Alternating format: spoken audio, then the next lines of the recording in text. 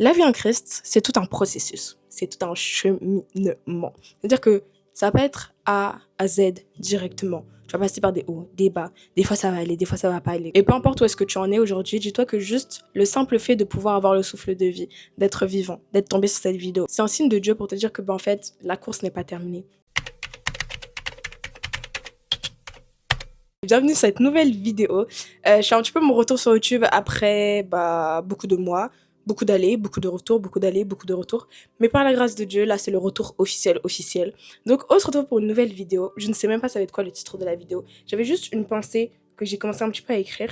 Je vais essayer de vous montrer mes notes parce que en fait mes notes me font rire parce qu'en fait, c'est même pas des notes écrites, genre, il y a des schémas, des dessins, des versets, des mots un peu écrits au hasard, un peu surlignés par-ci par-là. Mais on va faire confiance à Dieu pour pouvoir véritablement nous conduire pendant ce temps. Si t'as cliqué sur cette vidéo, ce n'est pas un hasard, tu es la bonne personne au bon endroit. Quand j'écrivais un peu mes notes, j'avais un peu trois profils de personnes en tête. Premièrement, les personnes qui sont arrivées nouvelles dans la foi, qui se connaissent pas trop, autres, etc.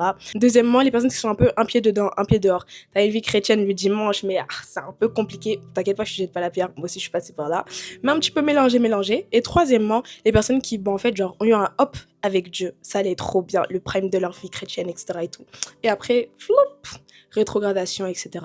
L'objectif de cette vidéo est simple, c'est de t'encourager dans ta foi. Peu importe où est-ce que tu en es aujourd'hui, peu importe ce que tu as pu faire dans le passé, peu importe. Je veux vraiment que tu oublies tout ça et que tu te concentres sur le fait qu'aujourd'hui, c'est une nouvelle journée. Une nouvelle journée, donc une nouvelle opportunité de faire des choix différents que ceux que tu as pu faire hier. Parce que la vie que tu mènes aujourd'hui, c'est simplement la somme, l'addition, le résultat de tous les choix que tu as pu prendre dans le passé. Donc si demain tu veux une meilleure vie, tu as juste à prendre des meilleures décisions aujourd'hui. Et cette vidéo a justement pour but de donner un peu une nouvelle perspective peut-être des choses par rapport à ta foi, par rapport à ce que tu vis aujourd'hui, pouvoir t'encourager à prendre des meilleures décisions aujourd'hui pour avoir une meilleure vie demain. Le titre de mes notes, je sais même pas si on va voir.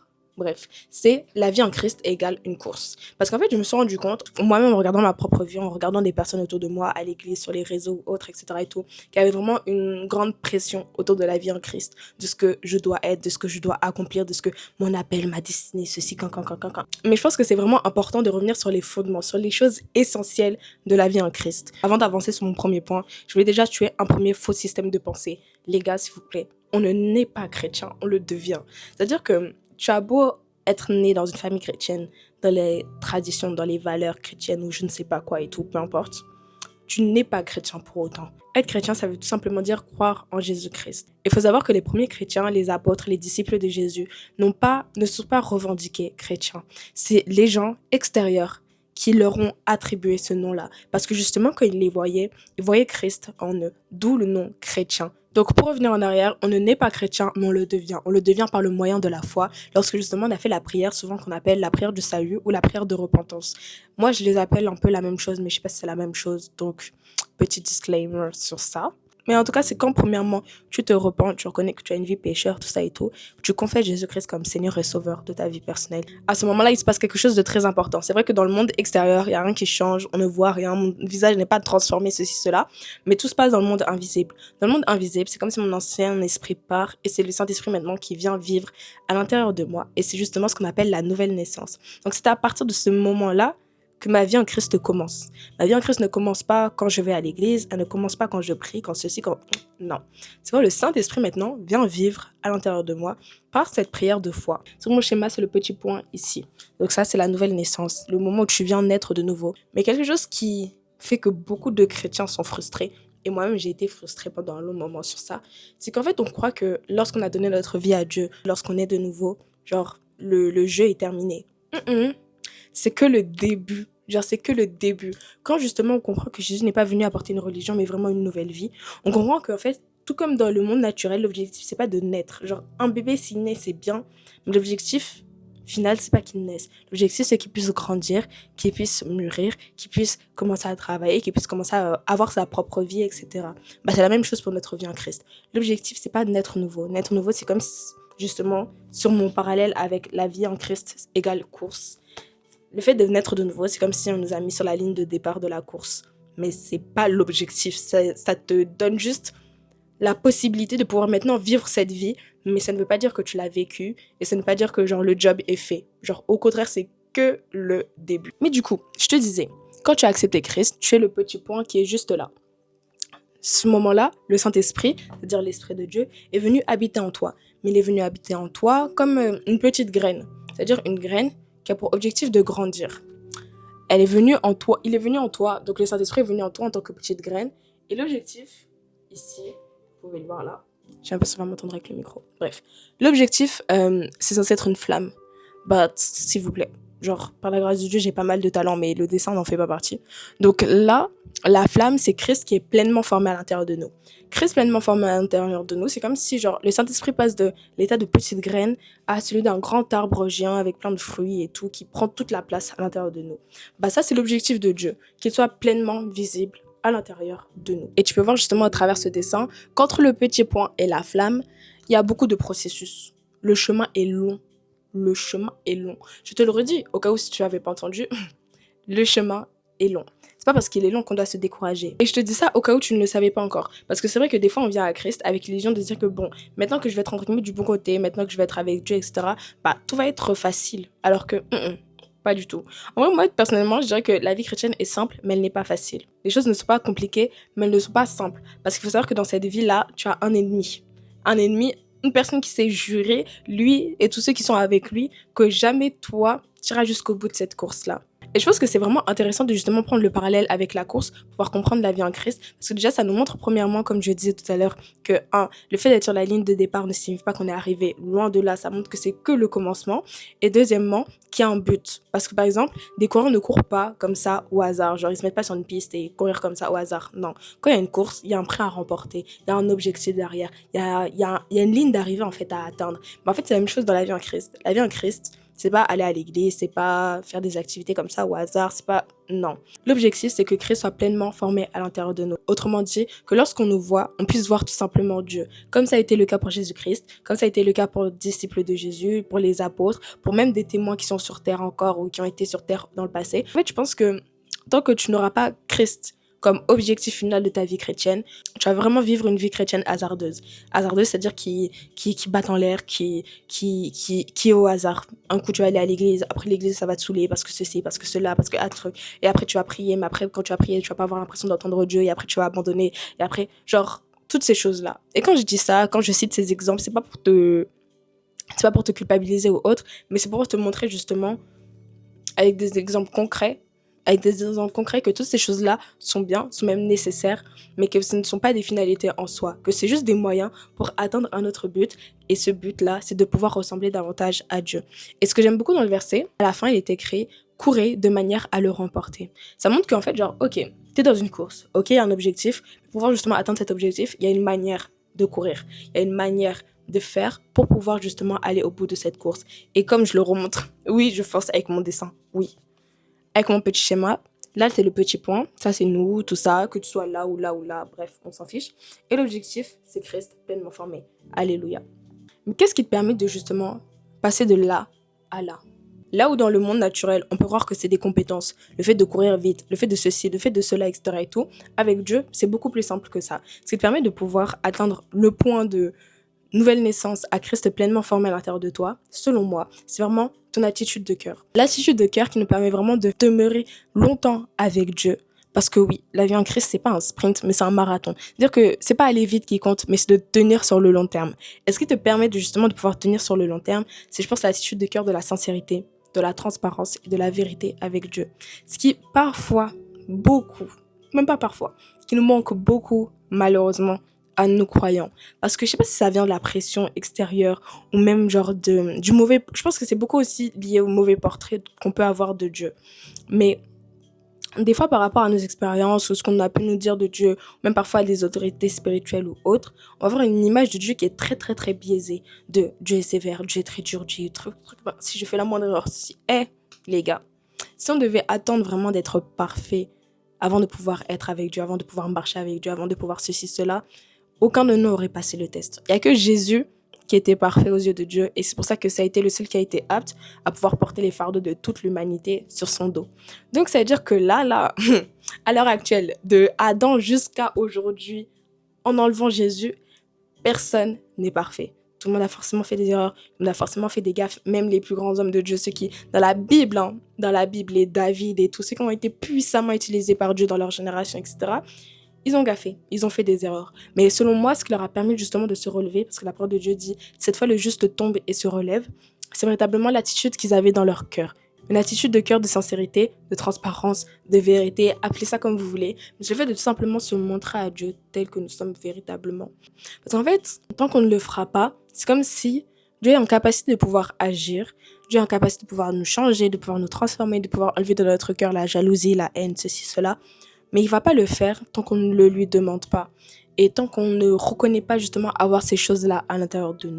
Moi, je sais que justement, personnellement, ma vie chrétienne a vraiment commencé à avancer et j'ai commencé vraiment à avoir des fruits dans ma vie. Le jour, en fait, j'ai commencé vraiment à être transparente avec Dieu. Parce qu'en fait, et je pense que je ferai vraiment une vidéo témoignage à part, mais les jours, en fait, le jour où j'ai commencé vraiment à dire, Seigneur, il y a telle chose, par exemple, méditer la Bible. Avant, moi, lire, j'aimais pas lire. Méditer la Bible, j'aimais pas. Ça m'ennuyait. Dès que je commençais peut-être la première ligne, je m'endormais directement. Alors que je pouvais regarder des séries pendant des heures et des heures et des heures et des heures. Mais dès que c'était la parole de Dieu, ça passait pas. Et un jour, genre, je me suis seulement présentée à Dieu. Genre, j'ai prié en fait, avec toute la sincérité de cœur que j'avais et tout. Je dois mettre Seigneur. J'aspire à vraiment pouvoir t'aimer. J'aimerais vraiment pouvoir aimer ta parole, mais je reconnais qu'en fait, j'aime pas lire. J'aime pas lire ta parole. Genre, je comprends pas ce que je lis, j'ai du mal, etc. et tout.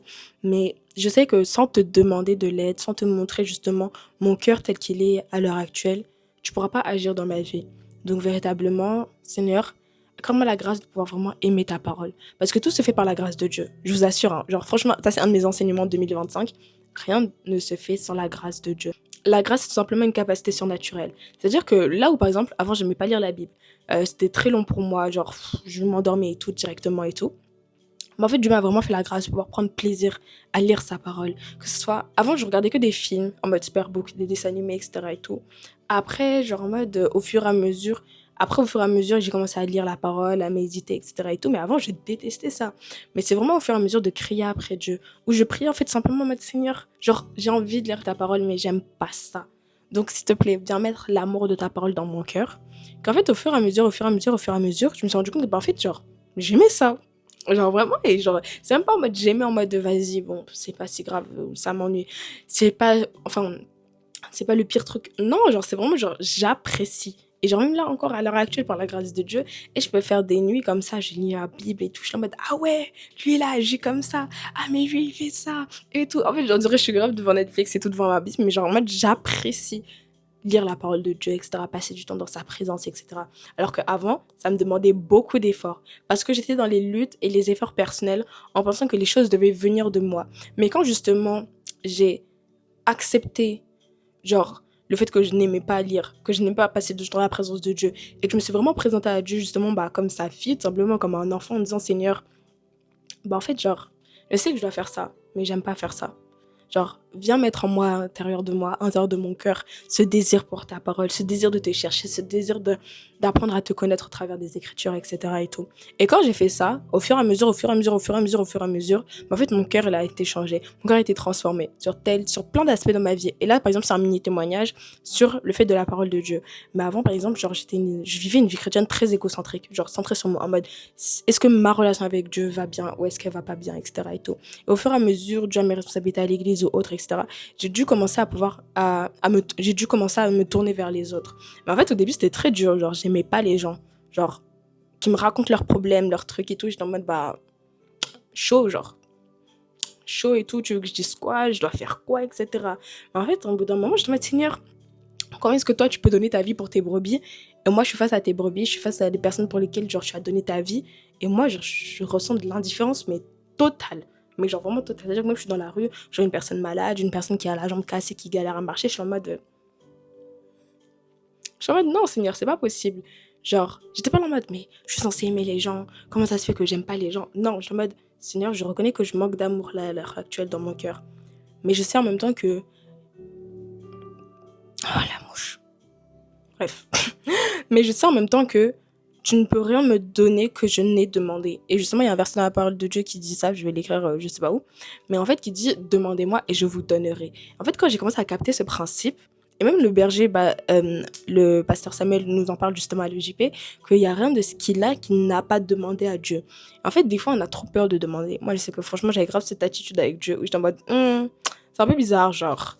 Mais en fait, maintenant, genre, je demande, je crie après Dieu, je supplie Dieu pour tout et pour n'importe quoi. Je suis en mode, Seigneur, j'aime pas les gens, mets ton amour à l'intérieur de moi. Oh Seigneur, il y a ça, il y a ça, il y a ça. J'aimerais prier plus longtemps, mais pour le moment, j'arrive pas, patati patata. Accorde-moi la grâce de passer plus de temps dans ta présence. Accorde-moi la grâce de, genre, vraiment, crier après Dieu, faire preuve de transparence et d'honnêteté.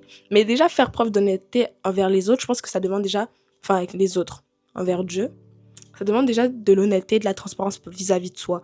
Genre, je demandais vraiment à Dieu en mode, sonde mon cœur. Montre-moi comment est-ce que mon cœur est. Et quand je voyais les réalités de mon cœur, j'étais en mode, ah ouais. Genre vraiment, ah ouais. Et là, maintenant, ça me poussait à justement montrer mon cœur à Dieu. Dire, Seigneur, il y a ça, ça, ça dans mon cœur. Il y a de la jalousie. Là, il y a de l'amertume. Là, il y a ceci. Là, il y a du découragement. Là, il y a de la peur. Là, il y a ceci. Enlève ça. Genre, enlève ça vite, vite, vite, vite, vite, vite, vite, vite, vite, s'il te plaît. Et genre, en fait, au fur et à mesure que j'ai fait ça, je me suis rendu compte que, bah, justement, comme c'est un peu. J'ai même pas cité le verset de. Waouh! Il y a un verset de base pour cette vidéo et pour cette chaîne YouTube, mais je me suis rendu compte que. Oula! Ça fait au moins 40 minutes que je filme, voire plus, et que je n'ai toujours pas donné le verset. Du coup, le verset, c'est Luc 2,52, qui dit « Jésus grandissait en sagesse, en grâce et en stature devant Dieu et devant les hommes. » En fait, c'est vraiment le maître mot de cette vidéo et de cette chaîne sur vraiment la croissance. La croissance avec Dieu, la croissance en Dieu, la croissance, la croissance, la croissance, la croissance. C'est pour ça que je pense qu'il y aura beaucoup de vidéos, autant des facecam que des vlogs, que des trucs et tout, mais beaucoup autour de la croissance. Pas forcément que spirituelle, mais vraiment la croissance dans tous les domaines de sa vie. Genre, en fait, avant, je me suis rendu compte que j'étais grave branchée de développement personnel, etc. et tout, mais j'ai grave un peu quitté ça. Mais quand genre, j'étais en mode, bah, à quoi est-ce que j'ai envie que ma chaîne YouTube représente, enfin, quelles sont les valeurs que je veux représenter ou montrer et tout au travers de ma chaîne. En fait, c'est vraiment la croissance et l'évolution. Parce que je me suis rendu compte que je suis une personne qui cherche toujours à progresser davantage, qui cherche à me faire mieux qu'hier, qui cherche à avancer et tout. Et c'est vraiment ce que j'ai envie de transmettre au travers de mes réseaux. Donc voilà un petit peu. Je sais même plus pourquoi j'étais venue sur ça. Mais bon, pour conclure, un petit mot à quelqu'un qui était en baisse de foi, ou qui était en rétrogradation, ou un pied dedans, un pied dehors, qui était mélangé, etc. La vie en Christ, c'est tout un processus, c'est tout un cheminement. C'est-à-dire que ça va pas être A à Z directement. Tu vas passer par des hauts, des bas. Des fois ça va aller, des fois ça va pas aller, etc. et tout. Et peu importe où est-ce que tu en es aujourd'hui, dis-toi que juste le simple fait de pouvoir avoir le souffle de vie, d'être vivant, d'être tombé sur cette vidéo, d'être resté jusqu'à la fin, c'est un signe de Dieu pour te dire que, en fait, la course n'est pas terminée. Ton chemin, ton parcours n'est pas terminé. Peu importe ce qui s'est passé avant, peu importe les erreurs que tu as faites, peu importe tout ce qui s'est passé avant, décide aujourd'hui de prendre un nouveau départ avec Dieu. Et dans ce nouveau départ, tu vas pas prendre la décision d'être parfaite. Tu vas pas prendre la décision de ne plus jamais faire d'erreur parce que c'est une promesse que tu ne peux pas tenir. Mais tu vas prendre la décision, à chaque fois que tu tombes, de te relever. À chaque fois qu'il se passe quelque chose, de te présenter à Dieu. De montrer, oh Seigneur, il y a ça dans mon cœur, il y a ça, ça, ça. Peut-être que même, j'avais dit que je tomberais plus dans l'impudicité. Bah, je suis encore tombée une autre fois et tout, Seigneur. Je te demande pardon. Viens enlever dans mon cœur l'amour pour la musique du monde, l'amour pour ceci, l'amour pour cela. Et remplace-le par ton amour à toi. Je vais être remplie, possédée par ton amour. En fait, c'est avec ce type de sujet de prière. C'est avec ce type de requête, ce type de sujet de prière que tu vas voir qu'en fait, au fur et à mesure, sans te rendre compte, à force de faire ces prières-là, que en fait ton cœur va être transformé. Et je pense que ça, c'est la chose la plus importante. Parce que comme ce que je disais au début de la vidéo, des fois on est beaucoup dans le faire, faire, faire. Mais avant tout, c'est être qui est le plus important. Donc aujourd'hui, décide chaque jour de ressembler davantage à Jésus. Décide que aujourd'hui, dans mon caractère, dans ma manière d'être, on verra Dieu. Ça va pas être facile, tu vas être combattu, mais ce qui va te permettre de pouvoir justement atteindre l'objectif final, d'avoir Christ pleinement formé en toi, c'est le fait de persévérer. Persévérer jusqu'à ce que... Persévérer, c'est rester constant dans sa décision. Dire que si moi j'ai décidé que je ressemblerais à Jésus, je vais ressembler à Jésus. Et personne ne peut arrêter quelqu'un qui est résolu. Personne ne peut arrêter quelqu'un qui a décidé dans son cœur que, en fait, moi, mon choix c'est A et ça sera A et rien d'autre. Même si tu me proposes B, C, D, peu importe. J'en ai rien à faire, genre moi j'ai décidé que ça allait être A. Donc sois résolu comme ça dans ton cœur pour pouvoir véritablement marcher avec Dieu. Et tu vas voir, en appliquant tout ça, l'attitude de cœur de sincérité, de transparence, de vérité par rapport à Dieu et le système de pensée de la persévérance, le fait d'être résolu dans ton cœur, Dieu va te permettre de trouver grâce et faveur. Et des choses qui avant te demandaient beaucoup d'efforts personnels, genre qui vont arriver, mais genre tout simplement tu te demandes mais en fait, comment je suis passée de ça à ça alors que tout simplement c'est parce que tu as persévéré et que tu t'es montré sincère à Dieu. Bref, j'ai enfin fini mon monologue. Finalement, la conclusion était plus longue que tout le reste de la vidéo. Mais tranquille, au moins là, tu repars avec toutes les idées principales et les choses à retenir. Je fais plein de bisous. N'hésite pas à partager, liker, commenter cette vidéo. Ça peut faire du bien à quelqu'un, donc ne garde pas simplement cette vidéo pour toi. Et on se fait plein de bisous. À une prochaine. Bisous!